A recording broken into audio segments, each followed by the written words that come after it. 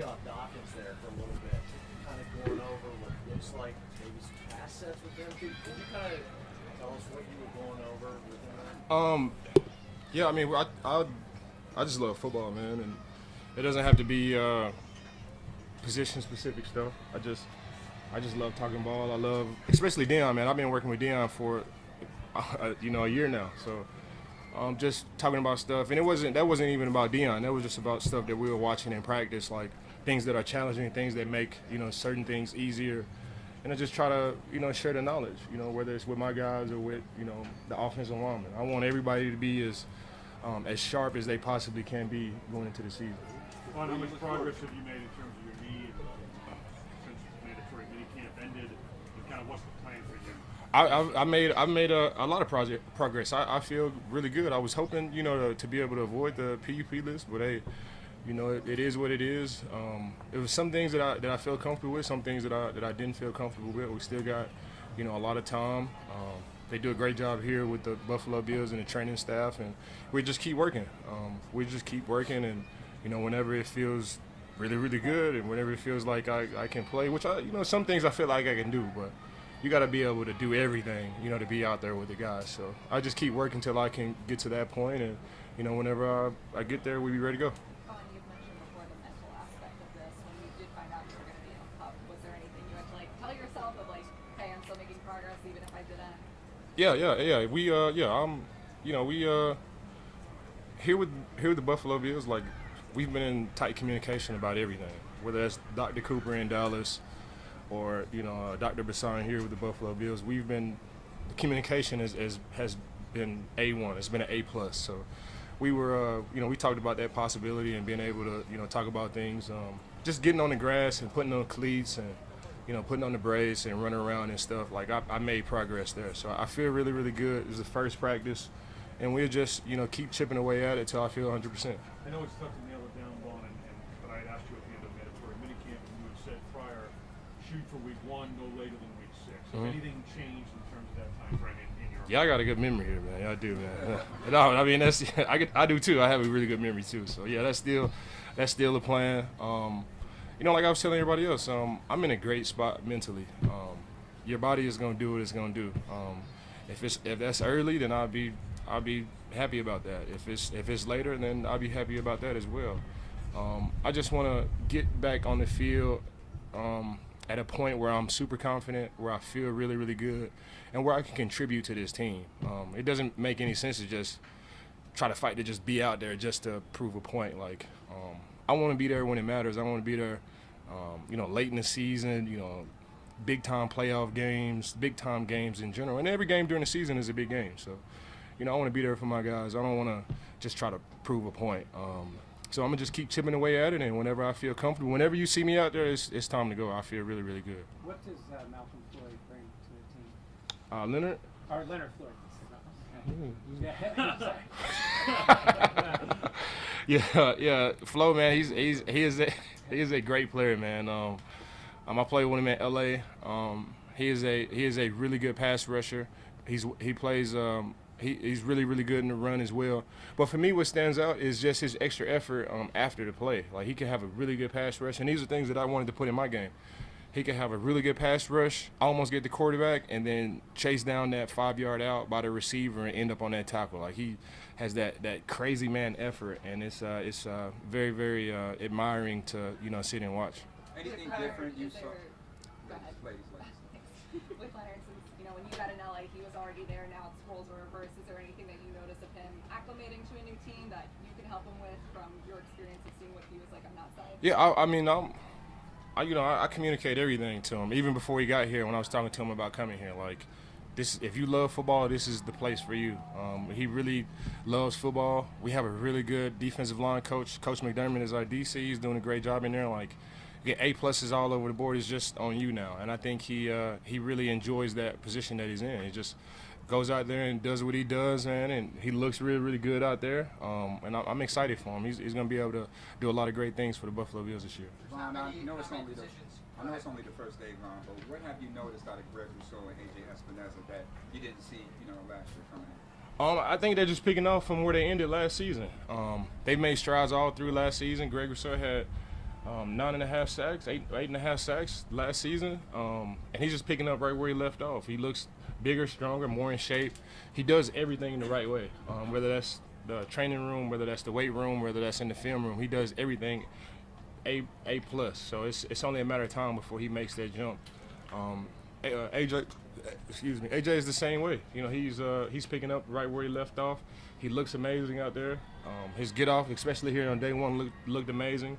Not really working moves or anything like that, but these guys look amazing, man. And I'm really excited for all three of those guys, whether that's Greg, AJ, or Floyd. And Boogie Basham looks great as well, man. We got a great room in there with a lot of competition, man, and I'm looking forward to it. Same kind of question, but at middle linebacker. You don't really see a team like this, Spawn, that has, you know, Super Bowl aspirations to have a middle linebacker open. What's it like watching those guys kind of vie for that position?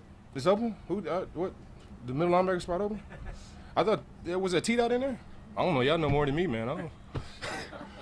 Yeah, I know. We're being told it's an open competition. Yeah, I know. So when you see like Terrell and Dorian and Trevin Howard, yeah. Tyrell, like to see that happening in the middle of a defense for a team that's got all the veterans like you guys have as Yeah. good as you are. What's that? What, like, We got Matt Milano. Matt Milano, what he played? He don't play middle. Huh?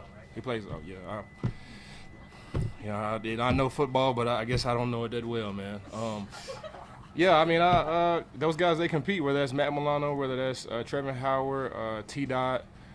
We got a great rookie that's in there too, man. The competition is always good, man. And, you know, starting the day off at training camp, I think T-Dot was out there today with Matt Milano, man. They look well. So, you know, great competition, especially, you know, inside. The leaders of the defense is always good, man. I'm excited to see what they do with it. What are your first impressions of Sean McDermott, defensive coordinator and head coach? It really feels the same. It really feels the same, to be honest. Like he was in the locker room at Tom's. I mean, he was in the defensive meeting room at Tom's last year, and it feels the same. It doesn't feel like we got a new coach or the head coach is in here coaching the defensive line. It just feels like Coach McDermott is in there with us. He's very, very knowledgeable on the defense, and not only that, he knows how to influence guys. He knows how to whether push or pull guys in the right direction. He just has this energy about him that you just want to go out there and you know, play your heart out for him. So you know, Coach McDermott is a great head coach, and he'll be a great defensive coordinator for us as well. How challenging, but along those lines, because you played for Sean McVay, who wore that offensive hat as well, and it pulls a coach in different directions. We talked about that with him earlier, Sean earlier. Your observation on that, on handling the extra load for a head coach. Yeah, I mean, these guys are pros, man. Like, these guys are pros. I think Coach McDermott has been doing this for 50 years, and I'm exaggerating. But, it's not that. I don't think it's a challenge for him. I mean, when you know ball, man, and not only that, when you know how to influence men, you know, when you coach the man and then the player will learn. And Coach McDermott is great at that. He's great at, proving points, either pulling guys in the right direction or pushing guys in the right direction. He's in a great spot. He does that well. And he's been doing that a long time, whether that's head coach or DC with the Carolina Panthers or wherever he's been. He's done a great job wherever he's went. Well, when it comes to DeMarcus Ware going into the Hall of Fame, he spoke highly of you. He's saying that he saw something, a younger version of him, and maybe sparked a bit of a rebirth in him during those last few seasons in Denver. What do you make of who he is and what, him going into the Hall? Man, Coach, I mean, DeMarcus Ware is a Hall of Fame man. He's a Hall of Fame human being. And I think that just bled into his career. He's a Hall of Fame dad. Like, he does everything with passion. He puts his all into everything, whether it's coaching guys, whether it's coming to my pastor summit and teaching guys there, whether that's with his children, whether it's pulling guys to the side and just trying to show them moves or whatever it may be, or talking finances or talking vacations. Like, he really puts his all into everything. And it's a true blessing to really get to know DeMarcus, and it's a blessing for me to be able to call him brother. Like, known him for a very long time. Going into a Hall of Fame is fitting. He was a hell of a player with the Dallas Cowboys. He was a hell of a player with the Denver Broncos. We won a Super Bowl together. And yeah, man, I'm excited for DeMarcus, man. It's fitting. And yeah, I mean, just thinking back on it and reminiscing, man, he's a hell of a guy, man. And You know, I'm looking forward to seeing him go into the Hall of Fame, man. I've been there for Champ Bailey and was there for Peyton Manning, and you know, I think this one hit a little bit harder, seeing, you know, my brother, you know, going to the Hall of Fame as well this year. So I'm happy for him. I'm happy for his family, and it's a blessing for me to be able to witness that and be, you know, a part of that, and it's a blessing for DeMarcus to you know, finally go in, man. I love DeMarcus, and you know, it's dope that he's going into the Hall of Fame. Are you gonna go? Yeah. What? Yes. Yeah. Yvonne, what's it like to see the journey of Shane Ray, seeing him as a rookie, what he's been through the last few years, and now to be out there again with him? Man, it's great, man. I've been knowing Shane for 8 years now. You know, we've been all over the world together. We've been on vacations. We played in the Denver Broncos together. We won a Super Bowl together. We've always stayed in contact during 2020, during like the COVID year. Like, we worked out in San Francisco together. We've gotten tattoos together. We've done it all. Like, I don't think blood can make us, you know, any closer. Like, that's my true brother. I've seen him grow up. You know, even coming here, it's like all the things that he learned from being on the Denver Broncos, like, he's just picking up from where he left off there. You know, he's great on the football field. He's very, very knowledgeable now. He's played in Canada. He's played in the league. He's rushed all type of, you know, offensive linemen. He's been in all type of schemes, and it shows. You know, he's ready to go. He had a great day today. And I'm excited for Shane. You know, I call him when I wake up in the morning. Like, his dorm is just upstairs, like over to the right. And I call him in the morning, like just like my little brother, man. I call him, man. I ask him, is he ready to go, man? And it's a special bond that we have, man. And I'm excited to see what he does with his opportunity here at the Buffalo Bills. Are you calling him on the phone, or are you just Yeah, calling him down FaceTime the him. hallway? No, I just FaceTime him. You know, I just FaceTime him, and you know, I think I can hear it ring when I call him. Like, you know, but it's super early. Like, it's like 6:50, 7 o'clock in the morning. I just want to show him, like, that I'm excited for him. You know, and I'm super excited for him. So I know he's excited for himself. And you know, he came out here and he had a great day, man. He just continue to stack those days, man, and he'll be great for us. From where he came from, high level pick, to now trying to work his way back in the league, you seen any changes from him, mentality? Yeah, he's older. You know, he got a kid now. Like, he's a grown man now. You know, I think you know, priorities change once you've been out and now you're back in. You know, on a football team, it's, you know, all you really have to do is make plays, you know, on the football field. But it's so many other things that go into really building that trust with the coaches, building that relationship with your players, building that relationship with your teammates and everybody around. And those are the things that he's killing. You know, whether that's putting in extra effort on the football field, whether that's in the weight room, whether that's eating right. Like, he's doing everything that he possibly can do to make the most out of his opportunity. And, you know, before, like, you're a first-round pick, you come in, you know, you just expect things to just be there. And I think, you know, having that taken away and now he has a new lease on things, like, he's really taking advantage of everything. He's early. You know, he's out to practice early. He's doing everything the right way, man. And, you know, I'm excited for him, and I'm proud of him, man, and I'm excited to see what he does. How about Boogie Basham? Seems to be a critical year for him. What have you seen from his mindset over the past several months leading into what I said should be a critical year for him? Boogie just continues to work.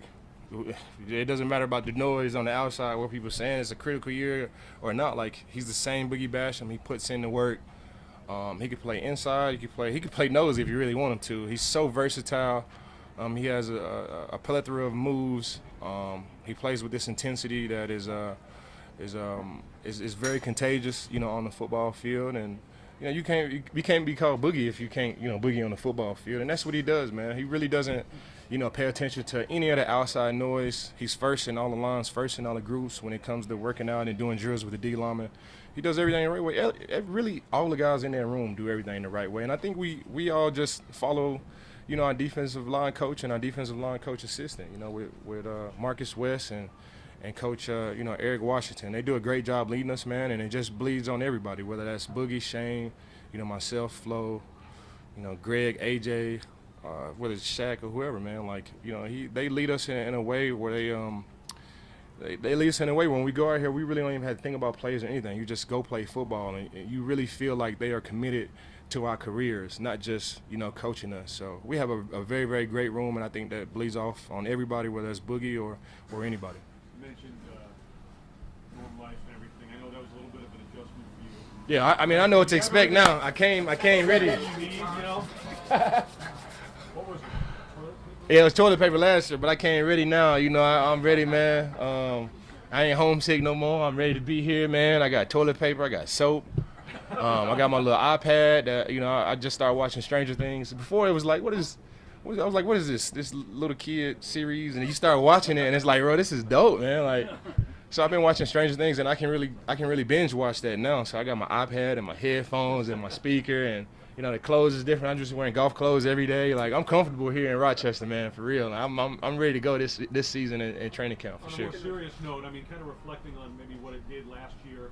What does it do? This plays do for this team in terms of bonding or preparation or whatever? That's exactly what it is. You bond with the guys. It spills that spirit de corps, that camaraderie. Everything's for a purpose, you know, and that's what I love about Brandon Beane and Coach McDermott. Everything's for a purpose. You just don't bring guys to Rochester, you know, for any reason. You know, they bring us here so we can bond, so we can become a tight-knit group. And those are the things that you need during the season through the ups and the downs. And I think that showed last year. After we lost that Miami game, like, everybody was still tight and ready to go. You know, of course it was disappointing to lose it, but I think, you know, the work that we put in here in Rochester, from hanging out to just chilling in the common areas there at the cafeteria, it really helped out during the season. So, you know, I love it here. Like I said, I'm ready to go. I got my toilet paper, my wife's, got my iPad, bed's nice. Got my little queen size bed in there with my what is it, the pillow top on there, man. Like, yeah, I didn't know if I was in Rochester. I didn't know if I was here at the dorm or I was at the Four Seasons, man. I was feeling good, man, for sure. I don't have any complaints on my dorm room, man. I'm loving Rochester. I know what to expect this year, and I'm loving it here. Thank you, Rochester. I appreciate you guys, man. It's been good. It's been good. You can tell fans to send the mattress pads to that dorm.